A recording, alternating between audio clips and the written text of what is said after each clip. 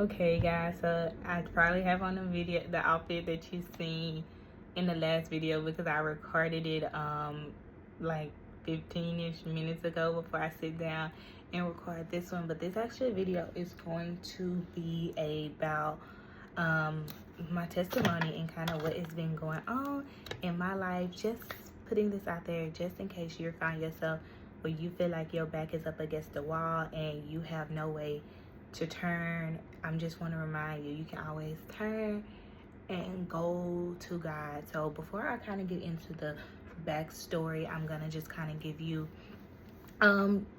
before I get into the story, I have to give you a little background context, and I'm gonna write things down so that I'm making sure I remember things in the, I would say, the correct order. So I guess one of my biggest struggles I have been since I started medical school was the increased anxiety and that kind of stems from like imposter syndrome, or feeling like I did not deserve to be here just because I wasn't going to a US medical school. So that created a lot of anxiety. That created anxiety in my personal life and very bad with school. So I prayed about it. I talked about it. I journaled about it. I went to therapy about it, and I still wasn't like feeling a whole lot better.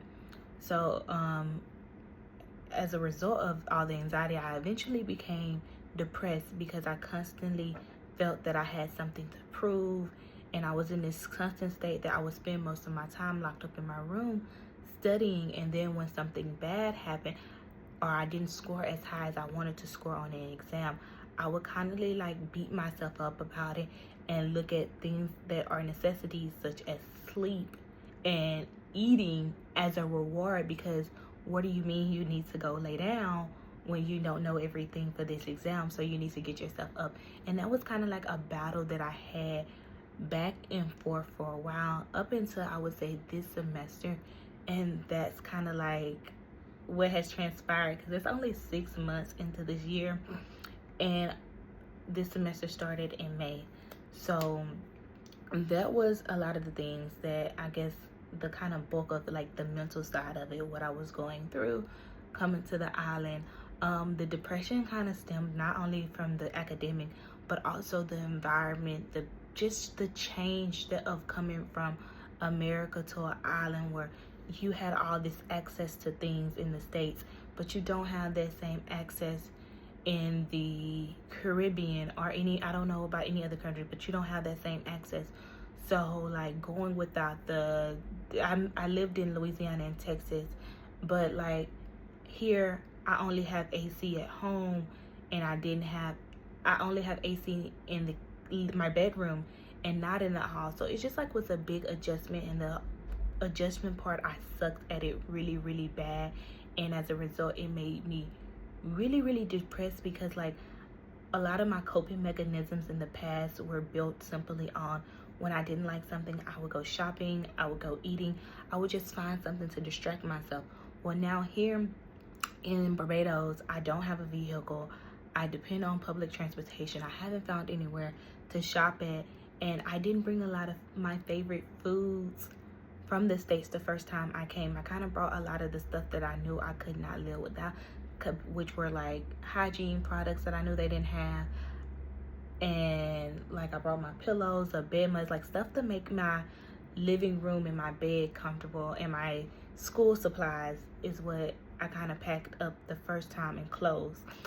So I was really sad once I came here and I realized like, oh, things are going to be out of stock a lot. And we even went through a chicken shortage at one point. So I did come and tour before I decided to come here, and at the time the island, I guess, did not experience, they had never experienced a chicken shortage. So the students who were here, they couldn't inform me of that. And while I guess I wasn't particular about the food options that I was looking for, or maybe it just didn't cross my mind because I went to the grocery store and I was like, okay, they have some stuff, but I really didn't like get into like what they had versus what they didn't have. So I will say that was my fault on that, because I should have been a little bit more prepared. But back to the spiritual side, I guess, where I've seen God show up a lot in this journey, and where I've seen him, I guess, show up the most, and that really, I guess, touched me and let me know and answered one of my questions that I said, was God still the same God that in the Bible? Because, like, there is no way that God don't hear me, and I'm out here praying, I'm out here crying, and I'm out here losing my mind, literally. And I'm just constantly drowning in sadness. I can't win for losing. Things are just falling apart right before my eyes. And I've worked so hard, I felt like, to build myself up, build my grades up, stay in this program, because it isn't an accelerated program. So, like, I work 10 times as hard as I play. So it just wasn't making sense. So this year started off in January. I came back to the island from Christmas break. Prior to this, prior to January, throughout my life, I've grown up in church. My brother is a pastor. My grandmother, dad, uncles, mom, everybody has been heavily involved with the church. I've always known who God was. My relationship with God was not the best, and it's easy to call up somebody, or when you're in church, be like, oh, pray for me, pray for me, pray for me. And that is something that I do a lot, but it's something that I had to do in January. I typically have a relationship with my dad where we kind of joke and play a lot, because, like, I don't know, we both kind of like have that same match of childishness to us, and that is kind of our relationship. But in January, I started getting sick towards the end of January, and I was having really, really bad gallbladder attacks. So this was the morning before one of my major exams. All exams in medical school is major, but it was the morning of an exam. My exam was at 1 in the afternoon, and I had woke up in pain roughly at between 3 and 4 a.m.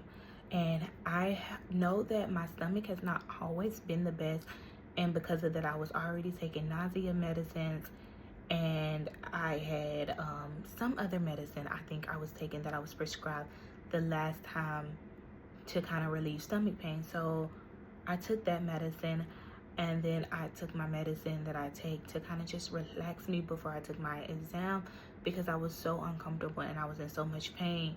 And I was like, Lord, I don't know what's going on. But anyway, I went to still take that exam, and that was the exam that I did the worst on. I felt like crap, and it was the first time, like, I just walked out of the exam, and I just kind of knew it was bad, and it was bad. And I was like, oh, God, I don't know, like, I don't know. And at the same time, my stomach pain that I was having that day, nothing made it go away. I can tell you, I tried everything, not eating. Comes to find out, I finally go to the doctor, and I am having gallbladder attacks. In simple terms, I'm having gallbladder attacks. However, because the stone is not, it was several stones, because the stones were not causing a complete obstruction, they did not do surgery. She kind of gave me a protein pump inhibitor. She gave me another medication, I don't really know, but basically she just recommended, hey, you really need to get your gallbladder out. But it's not something that I truly recommend you doing in Barbados. That's something you need to go back home to do. So at this time, I had already taken my first exam for cardio, and cardio was not a module I like. I had counted myself out of cardio way before cardio even started, because I was not good at physics and physiology in undergraduate, and I just felt like there is no way I could do this. So it took me a while to even get in the studying habits to study properly for the exam. So once I finally got into the studying habits that I needed to do in order to be somewhat successful on the exam, I felt confident, but I also realized that I was learning information, and it opened up a sore spot, because my grandmother passed away from a heart attack, and the more I learned about what was going on and how the heart works, it kind of brought up that simple fact that whenever she passed, I knew in my heart that her death was preventable. But it kind of just like reopened that wound, and it just made me like angry inside, and it kind of just opened up stress because like I had, even though it has been 2 years at the time since she passed, it was still kind of like, I think I'm doing the math right, I think it was 2 years, but it's still kind of like I was like grieving in a sense again. It was weird. So I generally did not like cardio from the very beginning. And on top of that, I have this new element of a really bad stomach pain, and I can't deal with it like I want to because I would have to go back to the States. And y'all, some of y'all are probably like, why not just go back to the States? Because that was the most difficult thing to do. It was not only because I'm already miserable because I'm not enjoying being here, and I just don't like, it's not necessarily the school, it's a lot of facts that kind of factored into me like not liking being over here. But I'm not happy over here. If I go back home to have this surgery in the middle of a semester, that means I would have to go do it all over. I'm not already enjoying cardio. I've already failed my first exam. I have to bust my butt to pass this next exam. I have to bust my butt to pass finals. Going back to the States was just not the best option for me. So because of that, I suffered in pain. So much pain to the point where like I didn't really want to eat because it was so painful. And if you've experienced gallbladder attacks, you know exactly how bad the pain could be. So like I tried to switch up like a bland diet. I kind of ate smoothies, but nothing really fixed it because the truth of the matter was you need to go back to the States to have the surgery. So I took second exam, still having these same gallbladder pains, but you know what? I decided not to eat. I kind of figured out like what triggered it and when was it worth. So the morning of my second exam, we had 3 exams that day. We had our lab exam for cardio. We had our, I think it was a clinical foundation exam, and we had our regular exam. So I was like, you know what? You're just not going to eat. I didn't eat anything after a certain point that night. So it was no way that I could be having a gallbladder attack unless it was all from stress. So I did that, and that exam I did perform well on, but it wasn't well enough. I still was overall failing. So like at this point, I'm calling my dad. I'm telling him, I don't think I can do this. I'm calling my mama, crying just about every day because I'm so miserable. I'm asking God, do you not hear me? Am I not being obedient? Is this not for me? Where are you? Like, I need to see you. I know you say you're always with me, but right now I'm feeling like my back is against the wall. I just can't do anything because if you know, like I know, if you know how hard, I guess not like I know because y'all are not in community medical school, but community and medical school sometimes feel like do or die. And you don't want to repeat. You don't want to repeat because there's already stigmas against us out there saying that we probably didn't deserve a spot when we actually, in fact, do deserve a spot. Everybody deserves a spot. And you also, like, it just was a lot going on. So I'm just overwhelmed. I'm crying every day. I'm completely miserable. I'm in pain. I am not where I want to be, but I take my final exam in a week, so I got to get it together. So I'm doing everything I can possibly think to get it together. I went to prayer meetings. I called my dad. My dad called my brother, and my brother prayed for me.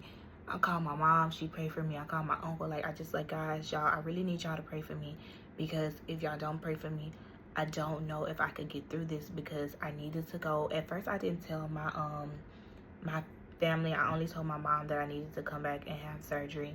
And then I eventually told my dad kind of like after the fact that everything that was going on. And my friends were like, come on, you got this. Like my friend group that I made on the island, my roommate, everybody, just 10 out of 10 amazing, because they literally got me through that semester and to the point where I could go back to the States to have surgery.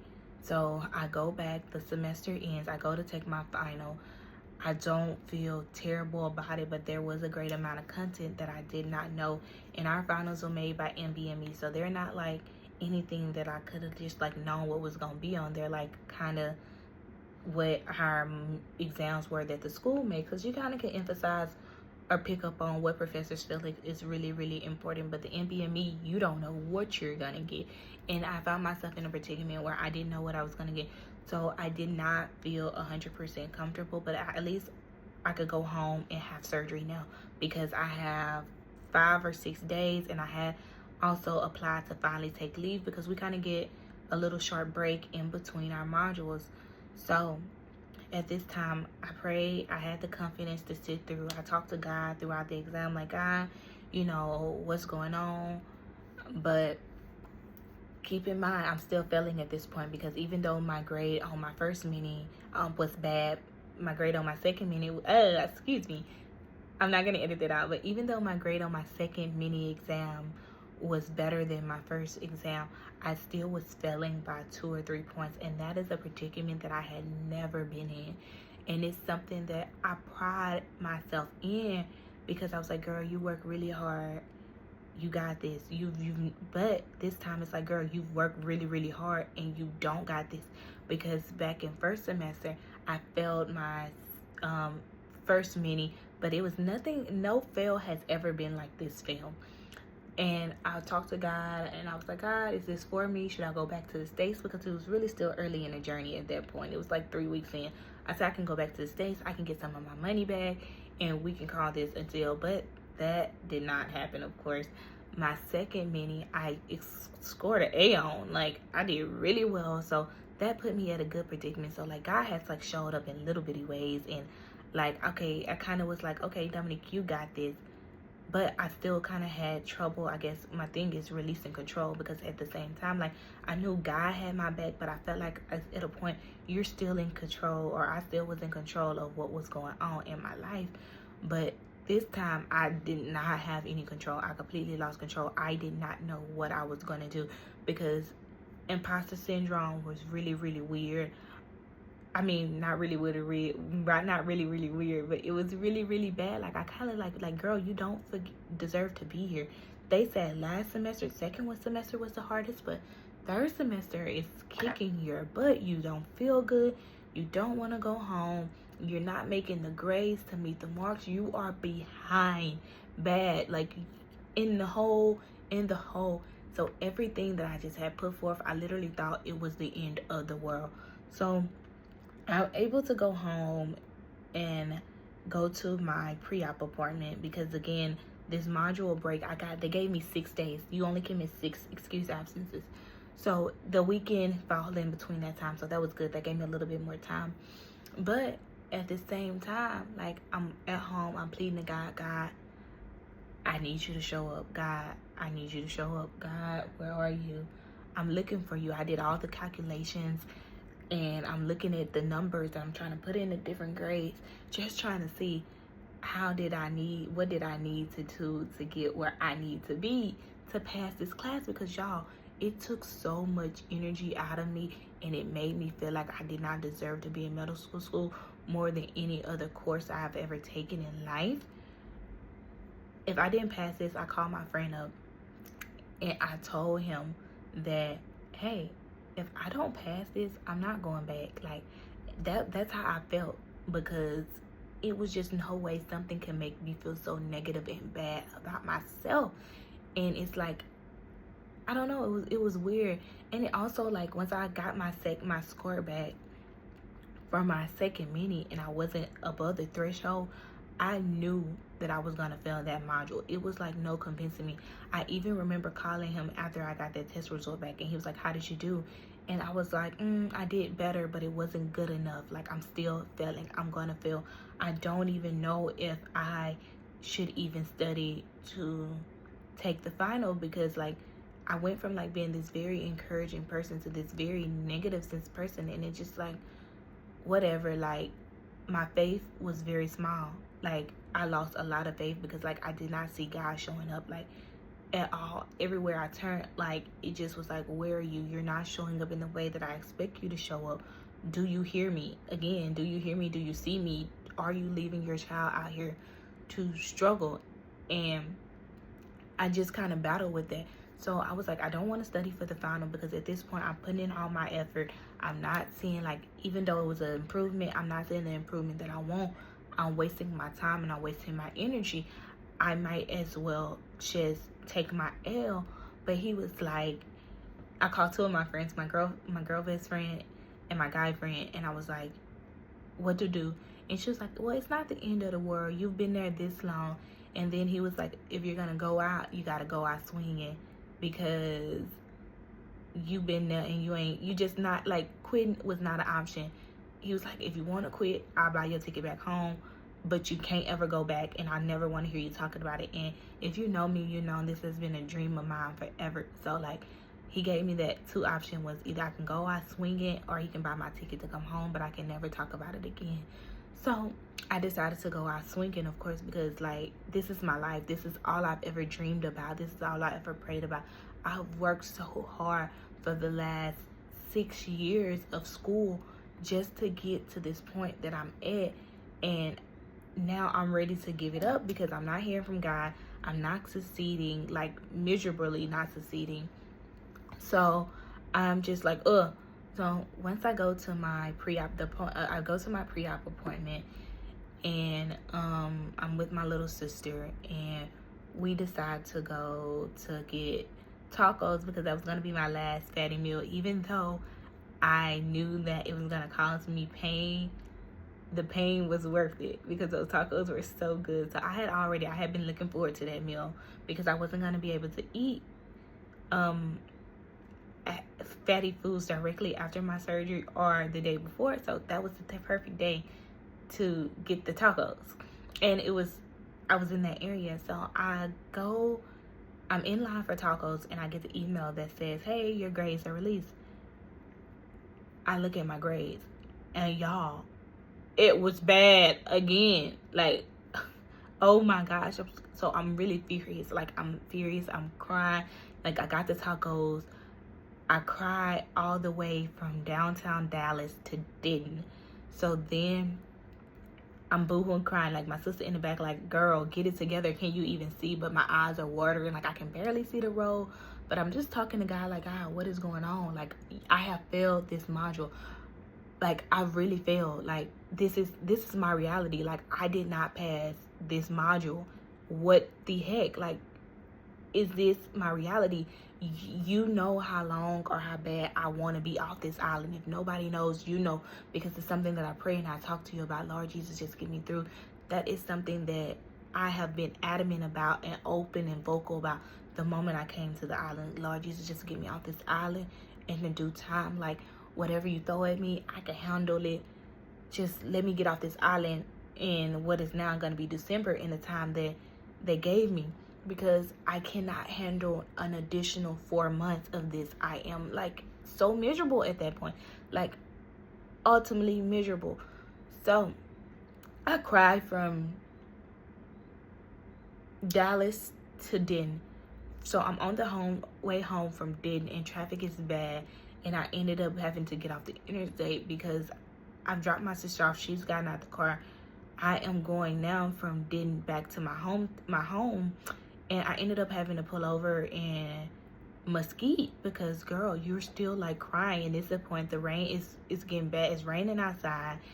And the doctor, she told you that she got to push your surgery up. I still haven't gotten to eat my tacos. So I got to have surgery what I thought was going to be 2 days away. I got to have it the next day at 7 a.m. in the morning. It's storming. Really, really bad outside. Like, it just was a lot going on. So I'm in the parking lot, and I called my friend, and I was like, well, I'm not going back. I didn't do good on this exam. I'm not retaking it. It literally took everything I had out of me, that module for cardio. And I'm just like, it's not something I could do. Like, the mental stress, the depression, it was not worth it for me because I was so just like, I'm giving it 1,000 at this point. and I wasn't seeing the results that I wanted to see, like I had seen in previous modules where I gave it 1,000 and my grades reflected that. This time my grades were not reflecting it at all, and I did not know what was going on. So I figured that was God's way of telling me that medicine is not for you. So I had told him I'm not going back. Like, I don't know what I'm going to tell my mama. I don't know what I'm going to do, but I'm not going back. Not because of the embarrassment, because I mean, it's life. I don't, you know, you win some, you lose some, and I would have lost at some things in life as well. But because of the simple fact that it made no logical sense to me why I was putting in 10 to 12 plus hours a day, not sleeping, going without eating, snacking here and there, completely miserable, and it wasn't working out for me. So I wasn't something that I wanted to put myself through, because I was losing weight. I was just unhappy, like everything just So I talked to him, and he was in support of whatever I decided to do, because he told me that's ultimately your decision. I can give you pointers of things you can think about, but what are you gonna do? He was like, you have all this debt. That was one of your main things. You have all this debt. What are you gonna do to pay? What are you gonna find to make you happy as medical school made you happy, or that thought of being a doctor made you happy? And I didn't have an answer. I didn't care.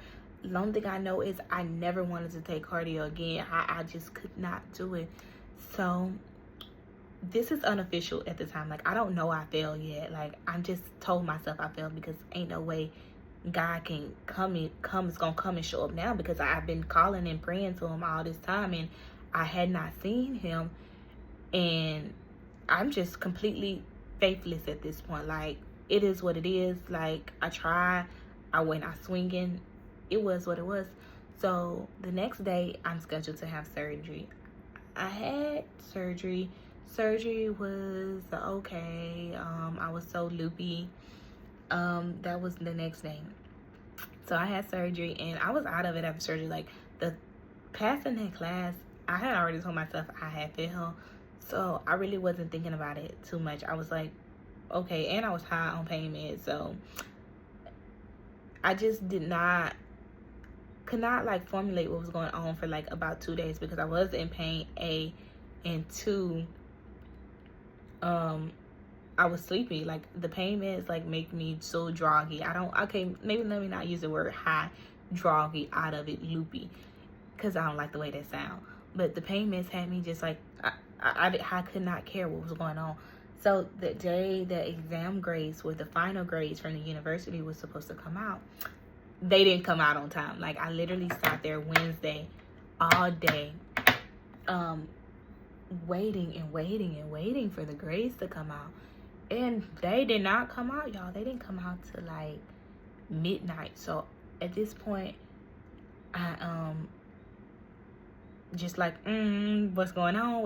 I took my first morning dose of pain meds, and then I didn't take my second dose, because I knew I had to go back to school eventually. So I needed to kind of eventually, even though you're in pain, girl, you can't be on these pain meds, because you got to go back to study. So, because, okay, I was going to go back this time, but I wasn't going to come back another semester, because I had already paid for this semester. So I was going to come back and just do whatever in Barbados. We have this program called PACE, so that's what I would be in if I had failed. So needless to say, I didn't end up failing. I ended up passing the module. The questions that I missed on that exam, they end up being credited back to us, because they were not fair, and it was material that was too advanced for us. By the grace of God, y'all, I never cried out to God and thanked him, and just because it was nobody but God that showed me that you have to like release control. My biggest thing, I felt like I was doing the work. I was doing this, I was doing that. I was I. But when in reality, it was God. I knew he had my back. I knew I would pray and talk to him. But girl, you are nothing without him, basically, is what it showed me. And I guess at some point in my medical school journey, I started to depend on myself to be able to get me through, and not depend on him as heavily as I did that first time in medical school when I had failed that exam. So that was like something that was big, and that's when I like just realized like it was no doubt in my mind that it was nobody but God who made that happen. I was failing my final exam. I needed to make a 65 on to order to pass. I made a 62. So I was always right there, and I was failing by 2 points as well. So when they credited that point back to me, now this is not nothing that I knew was going to happen. I knew it was nobody but God, because you only get the points back if you miss the question, which is something that they recently had started a couple semesters prior to it. Because when I first got here, if the question was bad, they gave everybody a point whether they got it right or wrong.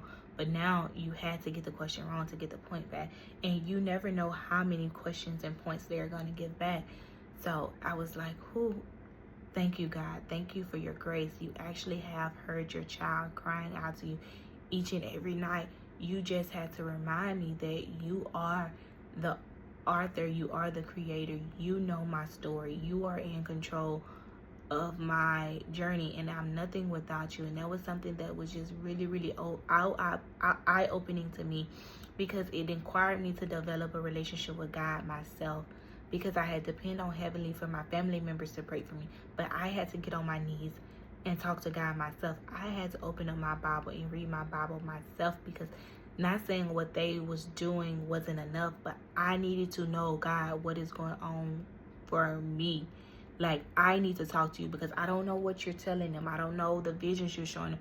I need you to show up and show me, so I can say, you know what, it was 100% him. And it also taught me patience, which is something else that I lack. And it showed me that no matter, I guess, how many negative and bad experiences you have, if it's meant for you and God said it's for you, it is for you. My brother always says during his sermons that God doesn't call the qualified, he qualifies the call. And in that moment when I seen that I passed that exam, I felt like, you know what, this was right. God just had to sit me down and show me, because I got too big for my own self to realize that, hey, baby girl, this me, this ain't you. You have what you have, and you're able to do what you do because you have me. This is not Dominique, this is God. So that was just like, y'all, I cannot like explain that, how that just kind of shifted me and changed me, because like I'm saying that as in I'm giving God praise, because it easily could have been me, a part of those people and part of that group that did make it, but because of God, I made it. And every time I reflect back up on that situation, because of God, it just brings me like so much joy and emotion, because it could have been me. It should have been me. But it was God's blood, his grace, his mercy coming in and just saving me. Not because I have been so faithful, not because I'm not a sinner, not because I'm any better than anybody else, but because I am his child and he promised to take care of his children. So I kind of just want to put this out there. I know it's a little long, just to remind you, even if you find yourself in a hard situation, God got you. He will bring you through it, regardless of what the outcomes say, regardless of how many people think you're gonna fail, regardless of how many people tell you no, it's not for you, find something else to do. If God placed it in your heart and he said you are going to do it, you are going to do it. And it does not matter how bad it looks. It does not matter how much it don't make sense. Don't worry about it, because he's gonna make it make sense at some point. And you just have to stick with him. I know it's extremely hard to keep faith when you feel like you're not going nowhere, but truth be told, God has a plan and he has a purpose. He's not always, bad things don't always come from the devil. Sometimes God allows bad things to happen to teach us that we do need him, to show us that we do need him. It's a lesson. Not every bad thing is an attack on our life. Sometimes, just like think back to Job, God allowed all those bad things to happen to him, where he lost literally everything, but God blessed him with 10 times more than he could have ever imagined, just because he was faithful to God in the end. So I just want y'all to know that stay faithful even when it doesn't look likely. Even though like I was lack faith and I went through phases, a little faith, I didn't completely give up on hope. I would still talk to God. Even though I was frustrated that I wasn't hearing from him, I would still go to him because I had nowhere else to turn and nowhere else to go. And sometimes God puts us in the situations just to show us how much we need him.